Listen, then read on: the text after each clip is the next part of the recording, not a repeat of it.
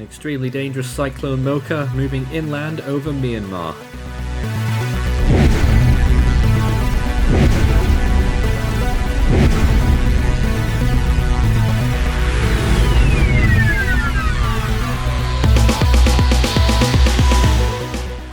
Cyclone Mocha made landfall earlier today as a strong Category 4 storm and is still Category 3 on our latest estimates, although that is just an estimate and it is probably going to weaken more rapidly from here on in. Currently at 21.1 north, 93.4 I think it was east, a Category 3 right now with winds of 115 miles per hour, 185 kilometers per hour, and an estimated pressure of 955 millibars, moving northeast at 16 miles per hour as of the current time, 7:30 p.m. Myanmar time, this May 14th. Obviously it made a very destructive landfall earlier and still has an expansive wind field stretching out up to 180 nautical miles in the southeast quadrant. Category 3 right now, and it will probably drop to Category 2 shortly. It is currently just 16 kilometers from Ting Kung, 52 from Matupi, 216 from Moniwa, 297 from Mandalay, and 413 from Imphal in India. Of course, this storm is now piling inland. The storm surge threat has probably peaked, but the wind threat moving inland is going to be very severe, along with extremely heavy rainfall at times, high rain rates which could cause flash flooding. But the main issue we're looking at right now on the primary hazard is still the damaging winds. It made a catastrophic Category 4 landfall earlier today, 20 kilometers northwest of Sittwe. We were live to cover it. Dangerous winds are still occurring in the area and will gradually subside later.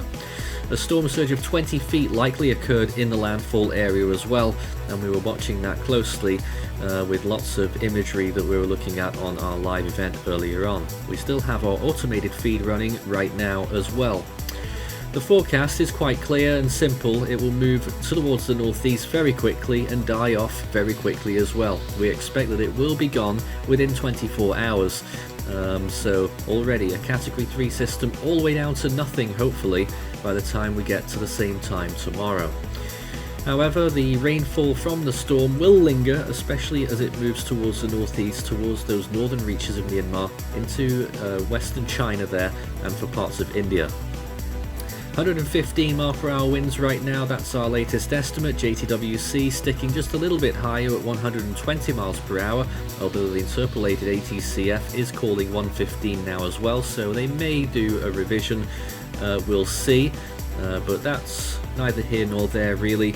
The weakening trend is well established and we expect it to increase in a fairly short order.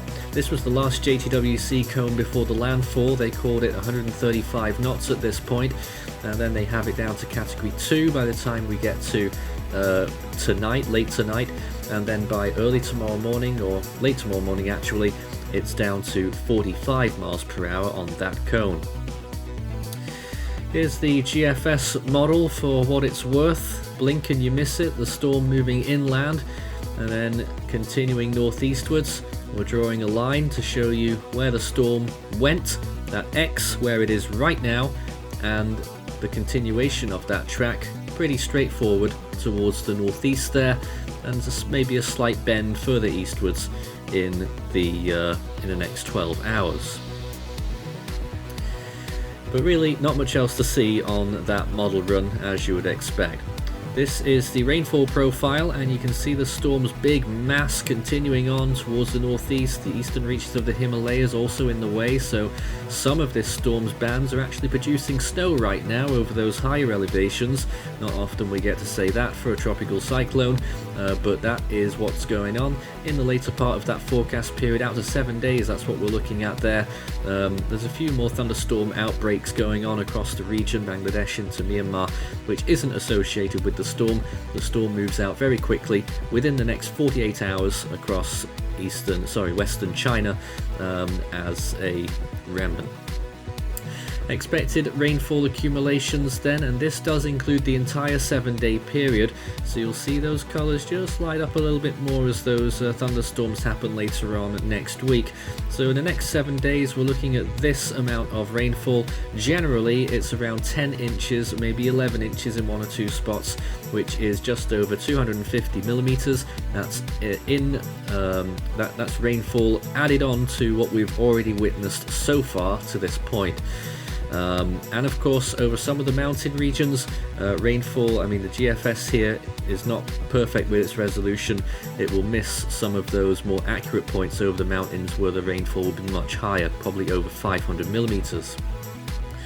Sea surface temperatures aren't worth anything now the storm's inland, but they were about 27 to 28 degrees Celsius, and right inland here those temperatures really dropping down to around 19 degrees Celsius there in a few of the mountainy parts of Myanmar, with the plains getting still quite a bit warmer, probably pushing 26 to 27 degrees overnight tonight.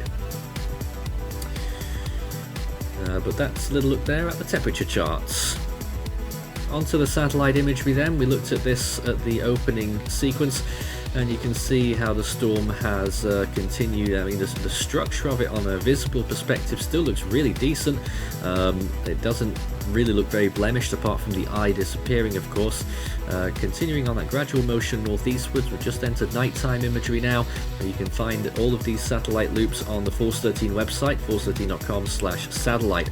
And that movement northeastwards continues into Bangladesh as well. Some of that convection is still over there. Cox's Bazar probably getting quite a bit of rainfall right now, and possibly Chattogram too. But that convection is starting to wane. We're just starting to the minus 70 degree cloud tops are starting to drip away as we continue to look at this situation. Movement speed is probably going to increase, so we're in the final throes of this storm, but no doubt it will have left its mark along the coast of Myanmar.